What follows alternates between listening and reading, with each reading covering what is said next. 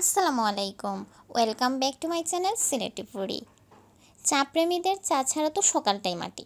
দিনের শুরুতে এরকম এক কাপ চা হলে কার না ভালো লাগে, মনের মধ্যে প্রশান্তি নিয়ে আসে। তাছাড়া কারো যদি মাথা ব্যথা ধরে বা ক্লান্তিবোধ হলে তো এই চা তাদের এই মাথা ব্যথা এবং ক্লান্তি নিরসনে খুব কাজে আসে। আজকের ভিডিওতে আমি শেয়ার করব আমার পার্সোনাল মজাদার চায়ের রেসিপি, যেটা অন্য সব চায়ের থেকে কিছুটা হলেও ভিন্ন।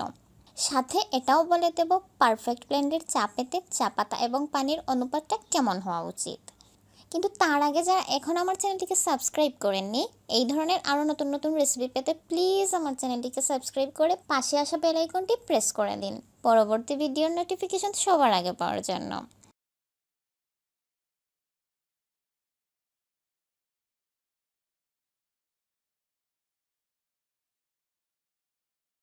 যে যে উপকরণ লাগবে: চা পাতা, দুধ, তেজপাতা, দারচিনি।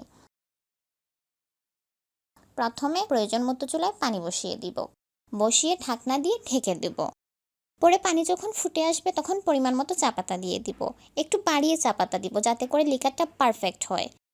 চা পাতা দেওয়ার পর আরেকটু জাল হয়ে এলে এর মধ্যে তেজপাতা, দারচিনি দিয়ে আবার ঢেকে রেখে দেব।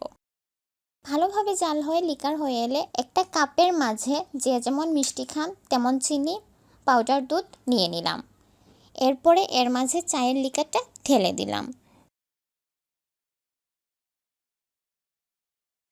তারপর ভালোভাবে নেড়ে নিব। এখন আসি পারফেক্ট ব্লেন্ডের চা পেতে চা পাতা এবং পানির অনুপাতের বিষয়ে। 2 চা চামচ চা পাতার সাথে পারফেক্ট ব্লেন্ডের চা পেতে 12 আউন্স বা প্রায় 355 মিলি পানি ব্যবহার করাটাই যথেষ্ট। তবে এখানে কতটুকু তাপে এবং কতক্ষণ চা রান্না করা হবে এটাও একটা গুরুত্বপূর্ণ ভূমিকা পালন করে। আমাদের পরবর্তী ভিডিওর জন্য একটু ধাঁধাটাই প্রশ্ন করা যাক।